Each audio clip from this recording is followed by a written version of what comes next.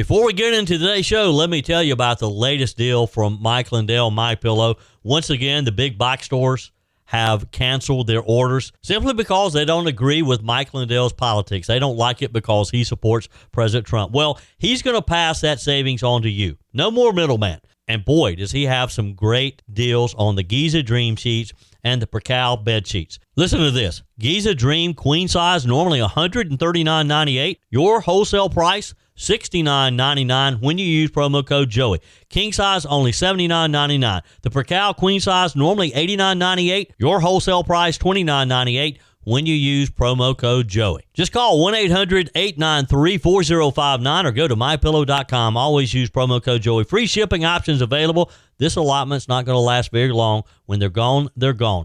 MyPillow.com. Promo code Joey. Thanks for joining me in the PhD Weight Loss and Nutrition Studios. To lose weight for the last time, visit myphdweightloss.com. Welcome in on this Wednesday. Glad to have you. It was quite the day yesterday, wasn't it? Watching some of the returns in the various primaries all around the country. It was another MAGA victory party last night with President Trump scoring more victories in targeted GOP primaries and what appears to be just a glimpse of more to come across the country. We have an update for you in as far as results yesterday. It wasn't all wins for the president yesterday, though. A Senate Republican rebuked Vice President Trump, joined Senate Democrats to handcuff his war powers in Iran, and provided the key vote to advance a war powers resolution through a key hurdle. Also, there's a lot of attention being paid to the multiple GOP primary challengers to Senator Lindsey Graham. But once the primaries are over, there are others who will be on the November ballot as well. Kasie Whitener is one of them. She's the Libertarian Party nominee and joins us in today's show. And the South Carolina House worked late last night in trying to pass President Trump's redrawn congressional map for the midterm election in November, possibly giving South Carolina all 7 congressional seats. We have an update with you from Columbia as well. I told you we'd be back. And ye shall know the truth, and the truth shall make you free. It's Joey Hudson. I wanted to name it the Joey Hudson bill, but, they don't allow you to put names on bills. But I wanted to call it the Joey Hudson bill because I know that one's been near and dear to you for a number of years. That's how it's done. Let your voice be heard. And the truth shall set you free. Here's Joey Hudson. President Trump yesterday scored another victory in his, let's just call it the revenge campaign against GOP critics.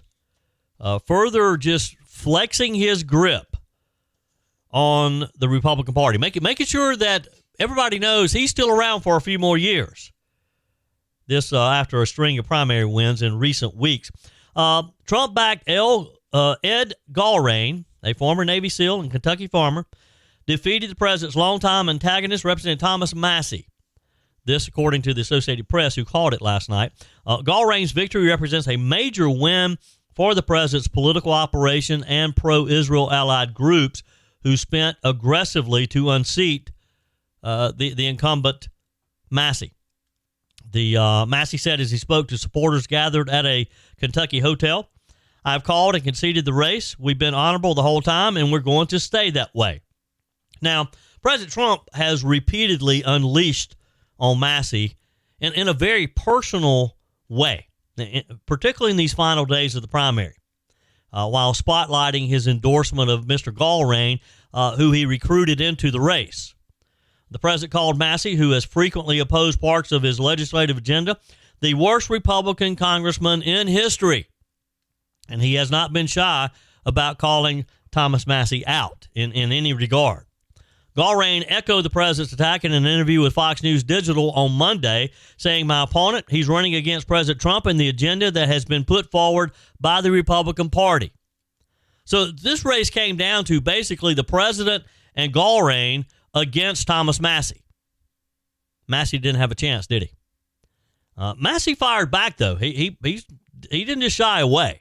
He fired back that Trump's endorsement of Gallrain was not an insurmountable challenge due to support among the conservative grassroots for his maverick politics, but it turned out to be. Massie said, "I've got the groundswell here. Like my events, I've got 100 to 200, sometimes 300 people showing up. My opponent had to cancel events because he couldn't get enough people, to show up to fill up a Dairy Queen, half a Dairy Queen. But they showed up to vote, though, Mr. Massey. That's the thing you have to understand. Massey also said we've been able to match them, go toe-to-toe with them on TV using grassroots donors, and it's really galvanized the nation. Now, Massey also charged that Pentagon Secretary Pete Hegseth's decision to campaign for Gallrain showed that Trump's political operation believed Massey was up in the polls. Look, you can sit back. You can Monday night quarterback this one. It's done. It's in the books. And Thomas Massey, just the latest example of Trump coming after you. And you don't want to be in Trump's crosshairs. Love him, hate him, whatever. Support him, don't support him. You don't want Donald Trump coming after you. And Thomas Massey, once again, proved that. Last week it was the 5 state senators in Indiana, 5 of 8 that the president had endorsed. Now, you got to give Massey some credit. I mean, Massey's has never necessarily been a Republican. He's been more of a libertarian-minded person. He's one of a handful of Republicans to vote against the president's landmark tax cut and spending law because he's just opposed to spending. And yes, the one big beautiful bill was very expensive. Very expensive. And look, I support Donald Trump 1,000%. But you got to be honest. He has spent a lot of money. He spent a lot of money in his first term. Donald Trump is not one to refrain from spending money. And that's probably the one fault that he has. Because he likes to get stuff done. And it takes money to get stuff done. And he doesn't hesitate. I believe his thinking is, all right, we're going to spend it. We're going to get it done. We'll make it up somewhere else. We'll cut back somewhere else. And the problem with that in Washington is you got a bunch of bureaucrats up there who are protecting their budgets, and that somewhere else is never found in most cases.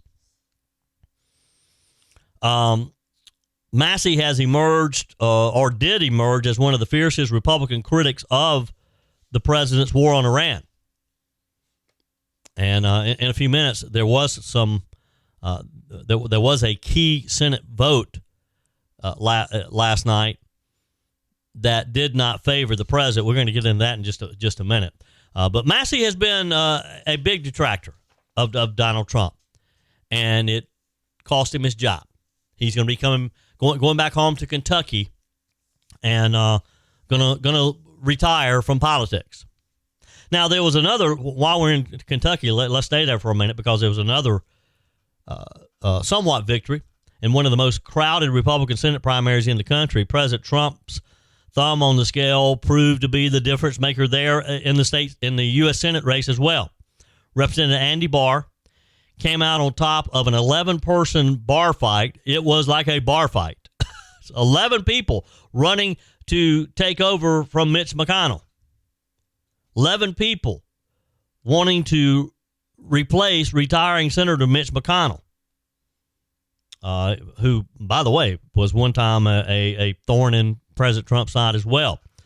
Now, it's a race that's been overshadowed by another contest where Trump is the driving factor in the state. It's significant given that Barr and his Democratic opponent will be at the forefront of change in the political status quo of the bluegrass state.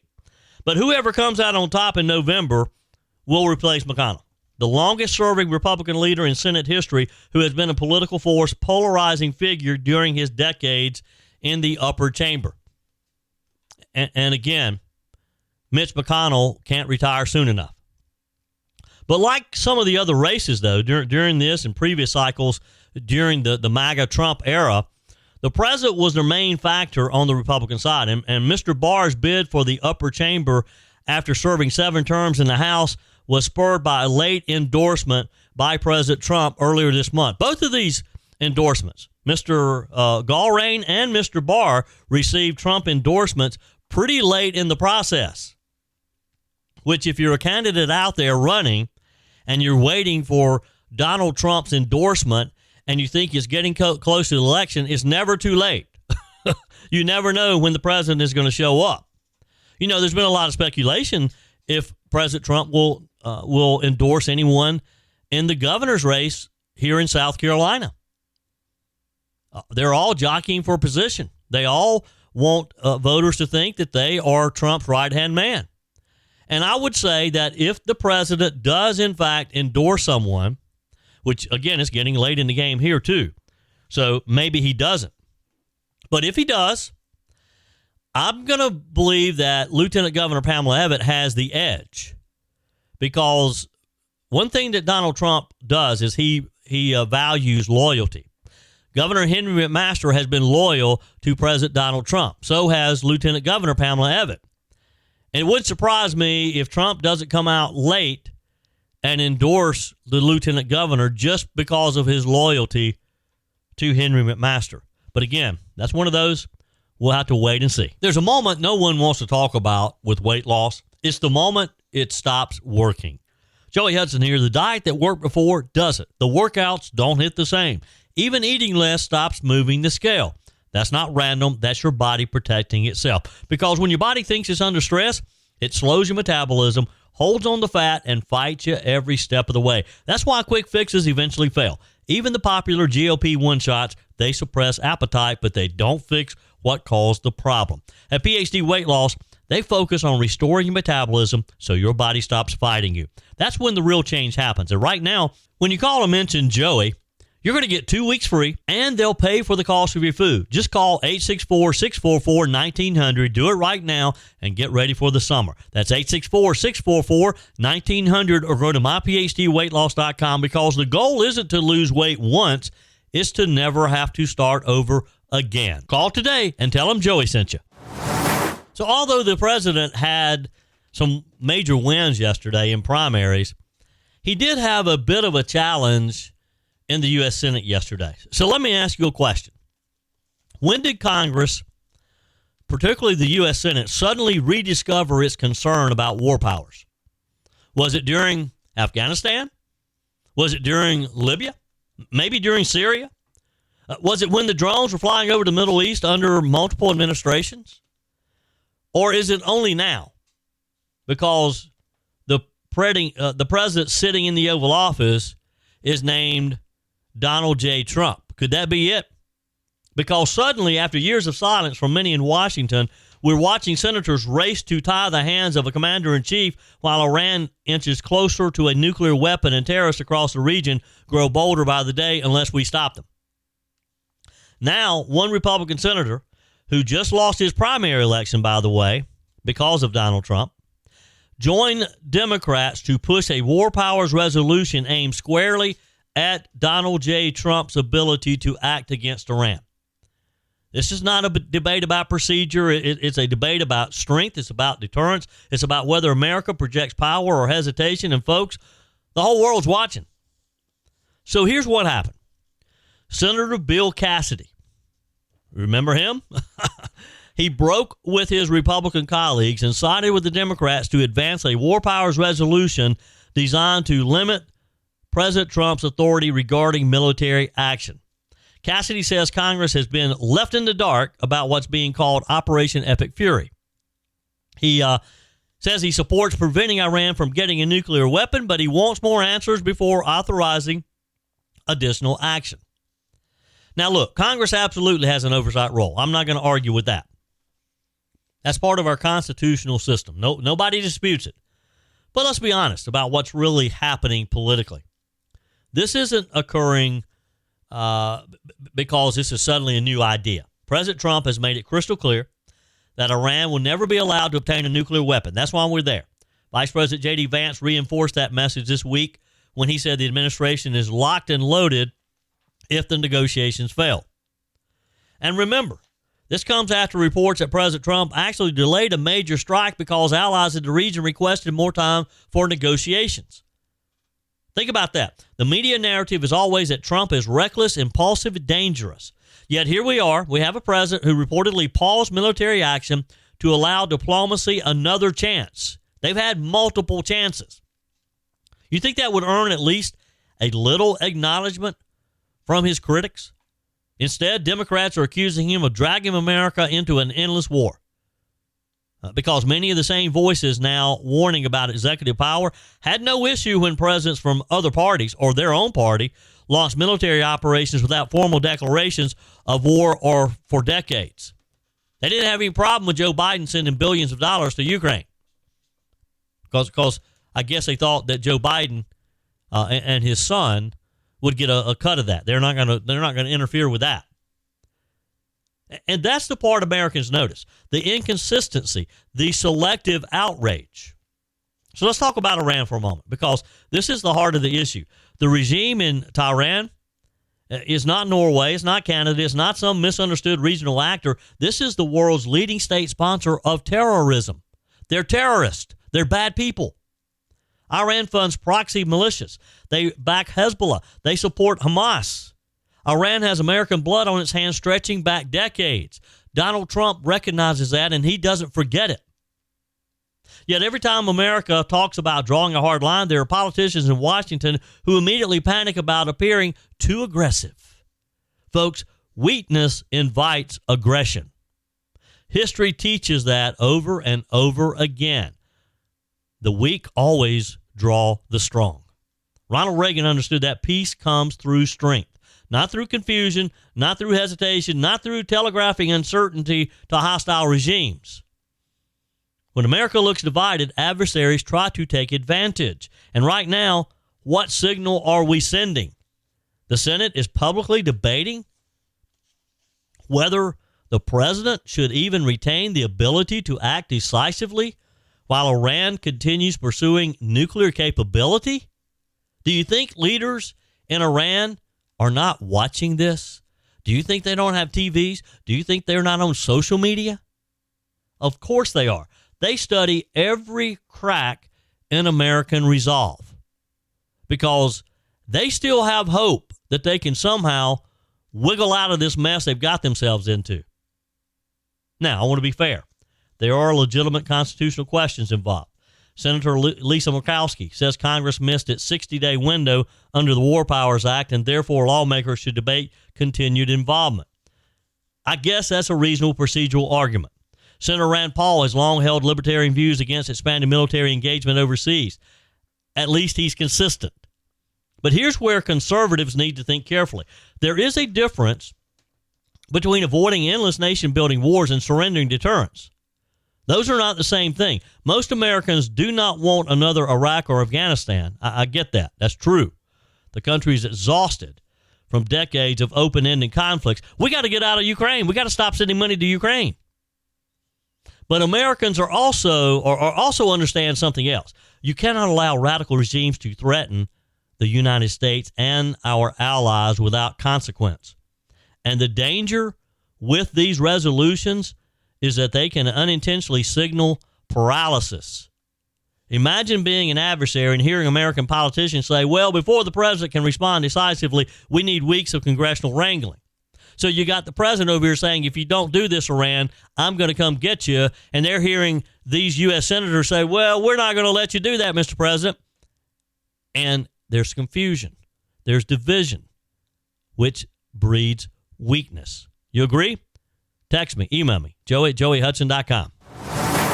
It was a late night for the South Carolina House of Representatives for day 3 of the special session they're in after Governor Henry McMaster called them back to consider congressional redistricting.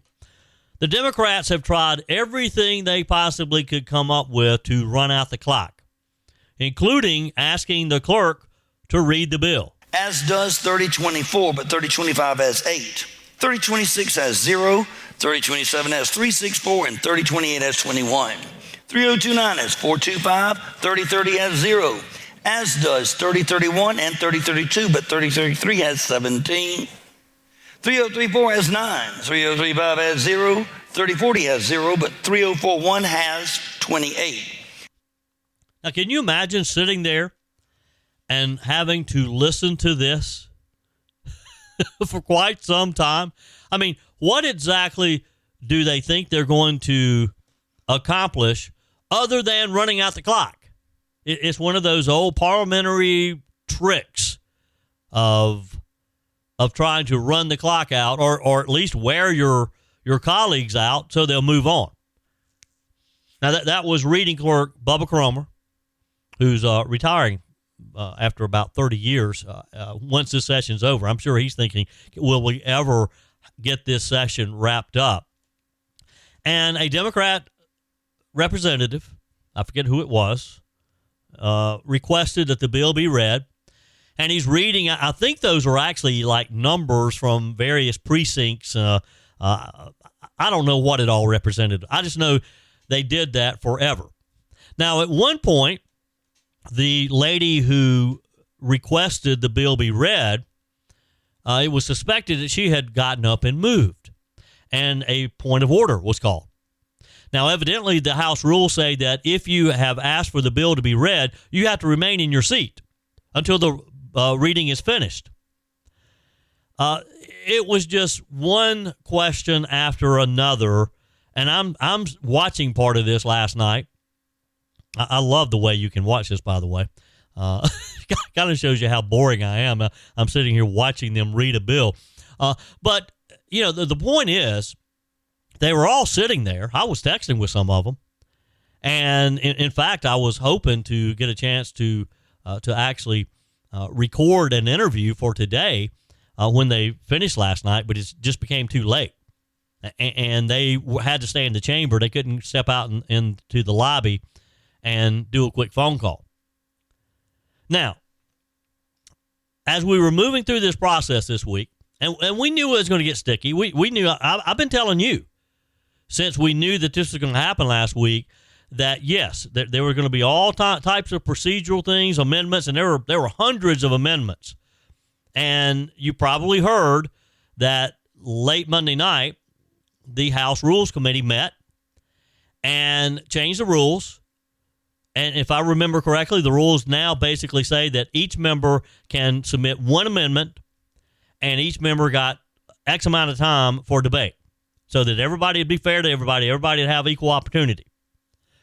Well, now we've got lawsuits, and I predicted this was coming. A lawsuit in Richland County Court is seeking to invalidate the change in the rules that the Rules Committee passed on Monday to limit the amendments and limit the amount of debate time. A hearing is set for 9 a.m. today on a request to put the process on pause pending the ruling. Democrats said they expect the lawsuit to be the first of many against the efforts to redraw South Carolina's congressional lines to create an all-Republican congressional delegation. This is what the Republican majority is up against, because it's not just what's going to happen in the House chamber, it's what's going to happen outside as well. There are going to be many lawsuits, I suspect. House Republicans were expected to approve this new map just a week before early voting begins, and more than 2,100 absentee ballots have already been cast, we're told. Representative J.A. Moore said, what you all are doing is wrong. You can justify it, rationalize it, but it's wrong. He is a Democrat from North Charleston, obviously opposed to this. The state chapters of the League of Women Voters, the American Civil Liberties Union, sued over the way GOP leaders dispense with the more than 500 Democrat proposed changes to end the potential of debate dragging on indefinitely. Again, the House Rules Committee adopted new rules Monday night, which would help them get through this. Otherwise, they're going to be there forever, which, again, was part of the Democrat strategy. The Democrats believe if they can keep talking about this until we pass that first day of early voting, they believe that they can probably win the argument that we can't go any further. We got to continue with the election if people have already physically walked in and cast a vote in early voting. And that starts next week. House Speaker Merle Smith told his colleagues the open meetings law doesn't apply to the House Rules Committee. That's part of what their protest was that there wasn't enough advance information given, that this Rules Committee meeting wasn't publicized with enough time. The notice of meeting was posted 8 minutes before the committee convened, and the meeting ended before reporters could make it to the room. So they were in and out. But, hey, look, they had a majority. They had a quorum of the committee. So it was legal. The lawsuit argues that the speaker's ruling on the chamber floor, if left unchallenged, would set a bad precedent that allows legislative committees to conduct consequential public business in secret. It really wasn't in secret because the committee members knew they were there. It's just, and I guess they might have a bit of an argument because typically, this is on the calendar. People have time to see it. Reporters have time to know that it's there. They can decide if they're going to cover it. The groups are also alleging the meeting violated FOIA because the late notice lacked details. While meetings needed for emergency or exigent circumstances can avoid the 24-hour rule, no one pointed to that as a reason, and it wouldn't apply anyway, according to the lawsuit. The lawsuit says any urgency was manufactured by Republicans in the House who became frustrated by members who debate and proposed amendments, slowed Republicans' attempts to steamroll the passage of the bill. Monday is an example. It took 10 hours to get through 9 amendments. And remember, they had hundreds. Again, that's what the Democrats were trying to do. The Democrats, they sat around Monday. They were just as happy as they could be because they thought, we've got this. We've got hundreds of amendments, and if it took 10 hours to get through 9 amendments and we have hundreds, there's no way we're going to get through this. And, of course, that's what the House leadership was thinking, too. And that's when the House leadership was proactive and decided, we're going to make a change. Legislators who went to the lectern included Rules Committee Chairman Micah Kasie, who argued the resolution actually preserved debate. He said, I understand the temptations of politics, but to those who are willing to be intellectually honest, you know that the suggestion that this resolution prevented debate is empty. In a special session, the ordinary rules don't apply. Kasie said Democrats took advantage of that to stretch out debate as the stack of proposed amendments kept growing. He said no legislative body can operate this way. And he's right there. And while the specially enacted rules limited members to one amendment, they had the option to redraft or introduce a new one, he said, meaning members could have combined multiple points into a single amendment. It's not about the amendment. The Democrats don't want this to pass, period. The amendments mean nothing. They don't care about the amendments. The amendments are just tools in trying to delay. That's what they're trying to do here, again, is to run the clock out. And it's going to be interesting to continue to watch this saga. Keep your popcorn out, folks. Your comments are welcome on the Furman Ford text line, 864-477-JOEY. That's 864-477-5639. Emails always welcome, joey@joeyhudson.com. Speaking of the Furman Ford text line, it's never been more important to support locally run businesses owned by people who actually live here in the upstate. Let me take a minute to talk with you about our friends at Furman Ford. If you're looking for a new vehicle, maybe a great pre-owned vehicle, one you can trust, or maybe you're looking to order that special vehicle. Either way, if you want a new one, a brand new one, or a pre-owned that you can trust, the folks at Furman Ford, they're there to help you. Their name is on the sign because their name is on the line, because every single transaction is important to them. Jim Furman, Matthew Furman. They do business the right way. When you stop by, when you give them a call, or maybe when you just send them a quick email, you're always going to have access to a member of the Furman Ford family. And by the way, they also offer great service, and you're not going to have to wait weeks and weeks to get it done. And you do not have had to purchase your vehicle at Furman Ford. Doesn't even have to be a Ford. They service all makes and models. Visit my friends at Furman Ford online at furmanford.com, furmanford.com. Kasie Whitener is a writer, a business owner, known as Dr. Whitener at the University of South Carolina, and radio host, and finally, a candidate for the U.S. Senate. Wow. Dr. Whitener joins us on our guest line. Welcome, Kasie. How are you? Good morning, Joey. I'm doing great. How about you? I am wonderful. You are a busy lady. Look, it's a full-time job keeping my buddy Kev Cohen in line at 100.7 The Point, home of Columbia's best talk radio. So how do you find time to run for the U.S. Senate? Yeah, not going to lie. It's a little bit of a stretch, right? 24 usable hours in every day. You just got to allocate them correctly. So lucky for Kev, he's only got to put up with me from 7 to 9 on Monday, Tuesday, Wednesday, and Friday. Other than that, I'm over at the University of South Carolina teaching entrepreneurship. And of course, the semester just wrapped up. So now over the summer, I've got my radio gig in the morning, and then we just campaign all day long. Yeah. All right. So you got to tell me, Kasie, how did that thought process evolve? How did you decide that it was time to run for the United States Senate? Yeah, I was asked back in 2020 when Senator Graham won re-election in 2020. I've been a member of the Libertarian Party for about 26 years, and the South Carolina Libertarian Party approached me in 2020 when Senator Graham got reelected and said, would you be willing to run in 2026? My daughter's graduating high school in 2026, so that was sort of the only milestone I had ahead of me, and I thought, well, yeah, let's think about what we can do and if this is the right fit. I had attended a workshop called She Should Run, where they said, what's the thing you care about the most? Where is that thing decided? And then aim for that particular office. I've never run for anything before. And I spent a good bit of time thinking, what is the thing I care about the most? And it's the national debt. I believe the national debt to be an existential threat. And so where is that decided? It's decided in Congress. That's where the purse strings are.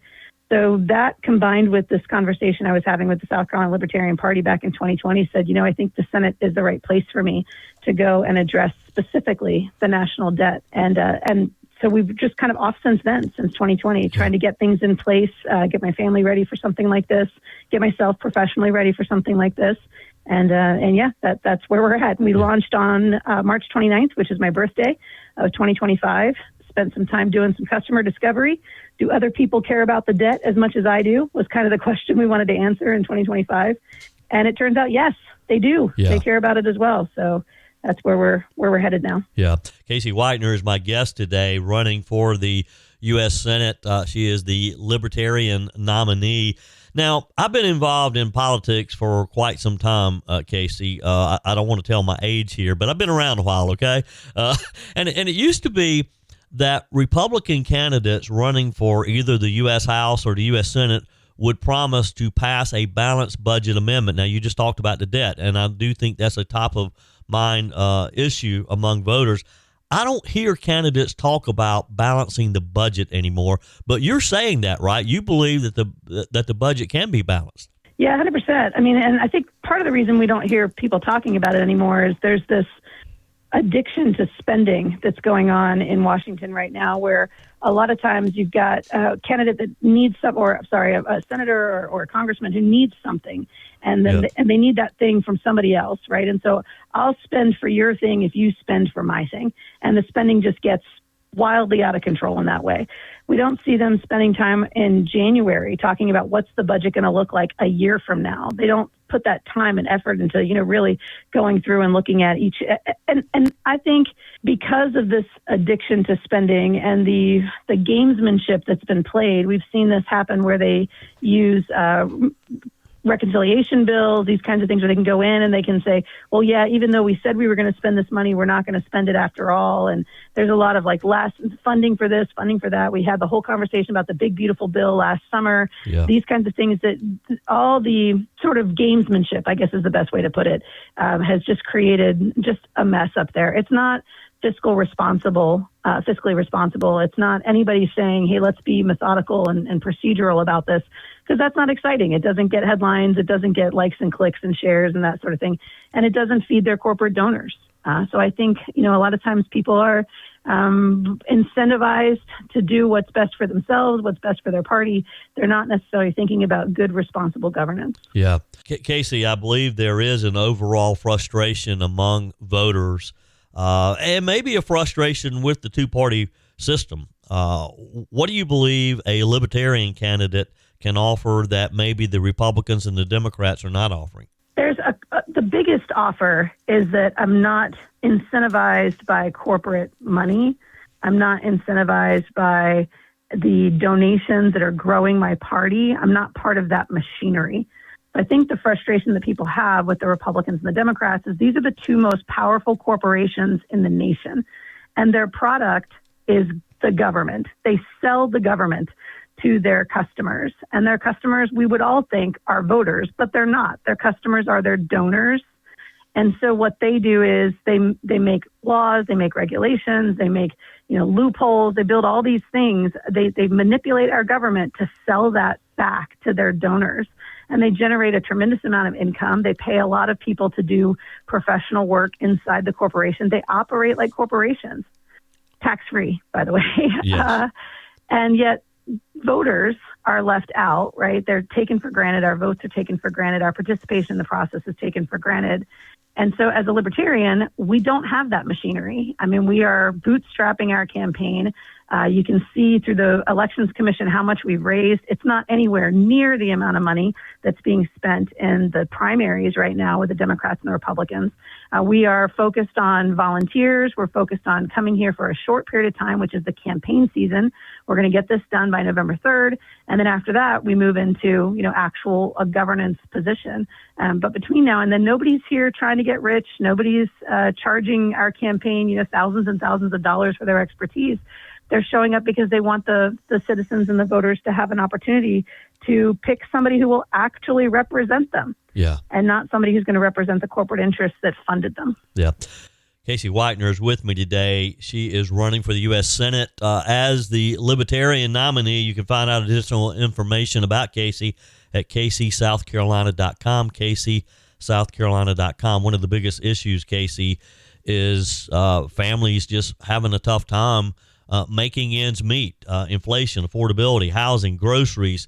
What is your message to working South Carolinians who are just feeling squeezed financially? Every issue is a debt issue. And what I mean by that is the national debt and the spending that's happening in Washington is what's making everything so expensive.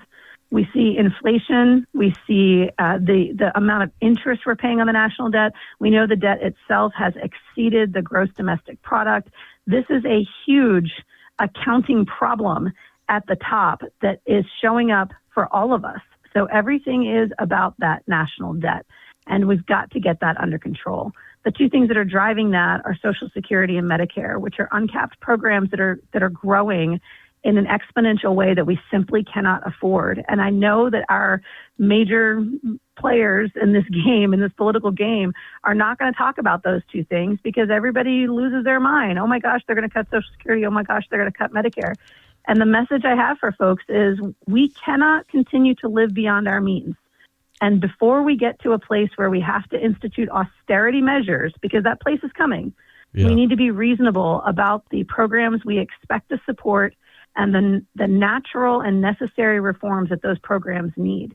And so what I would say to regular South Carolinians is if you come with me on this journey, right, it's 6 years, that's the term for a senator. It would give me a chance to get in there, really try to peel back what's driving this debt, really try to reform these things that are pushing us toward the cliff and try to slow that growth in those two major programs and try to reform things so that we don't end up in a position where we have to institute austerity measures. Yeah. And what does that mean for them day in and day out? If you can demonstrate good faith that you're working against your debt, then your creditors are going to see that. They will continue to have faith in our government. They'll be more likely to stay with us. We've already seen that the U.S. credit rating has been dropped. We've already seen our creditors starting to get very nervous about the way things are going in Washington. So picking a fiscally conservative person, somebody who says we're actually going to address this and work on this, would indicate to our creditors we're serious about making changes in our financial habits. So that's what I would tell regular South Carolinians. It's a play that's going to take a little bit of time to really see it in your own bank account, but it's something we've got to do. Yeah. Kasie, you're running in a race that includes, of course, longtime incumbent Senator Lindsey Graham. He has all the resources, a lot of money. Do you believe South Carolina voters here are ready to possibly look at a candidate other than a Republican, a Democrat? And does it kind of seem like a David and Goliath thing? Is it a bit overwhelming taking on that type of race? 201, everybody I talk to is disillusioned with this partisanship. I mean, the most recent partisanship we've seen has been related to the redistricting. And everybody sees it for what it is, which is two political parties who care more about their own power than they do about the voters. They care more about their own power than they do about actually governing in a responsible way. And I think people see through that. They finally see through it, and they're sick of it. They're looking for somebody who's going to get up there and just do the business of government. If your government's working the way it's supposed to, you're not supposed to know anything about it. It should just be in the background, right? But it's so overwhelming, and it's in everything all the time. We're saturated with it, and people are sick of it. So, yeah, I do think that people are ready for something different, especially somebody who's going to promise them, look, I'm just going to go do the work. Yeah. I'm not trying to be a lifelong politician. I'm not trying to, get myself there and stay there and enrich myself forever. I just want to go and do this thing. Let's work on this. Let's get ourselves on the back on track. And then, be done with it. Come home and write books, which is exactly what I was made to do, right? Yeah. You can find out all the information you need on Kasie's website, KasieSouthCarolina.com, KasieSouthCarolina.com, and her name will be on the ballot in November. She has already won the primary, the nomination of the Libertarian Party, so you'll see her name in November for U.S. Senate. Kasie, it's been a pleasure. Appreciate your time, and good luck with your campaign. Thank you. I really appreciate you as well. If there's anything I can do for you or for any members of your audience in the future, by all means, please reach out. That's it for today's edition of Just the Truth. Thanks for joining me in the PhD Weight Loss Studios. To lose weight for the last time, visit myphdweightloss.com. If you haven't joined my mailing list yet, visit my website, joeyhudson.com. Click on the Connect with Joey button so that you can receive our emails and the most up-to-date news. Also, join me on my YouTube channel. Be sure and like, comment, and subscribe. Just search for Joey Hudson. As always, thanks for spending a few minutes of your day with me. Do me a favor and forward this episode to a few friends. Just click on the share button and send to your contacts. We need to build an army of conservatives to win our country back, and we can do that by continuing to share the truth with our friends and family. Keep those comments coming via the Furman Ford text line 864-477-JOEY. Email to joey@joeyhudson.com, and I love your messages on the MyPillow message line. Again, that's 864-477-JOEY, 864-477-5639. Be sure and take advantage of the MyPillow special, just $14.88 on the standard MyPillows when you use promo code Joey. Order online at mypillow.com or call 800-893-4053. We're back again tomorrow and hope you'll plan to join us. Until then, remember, God's got this. He's still in control.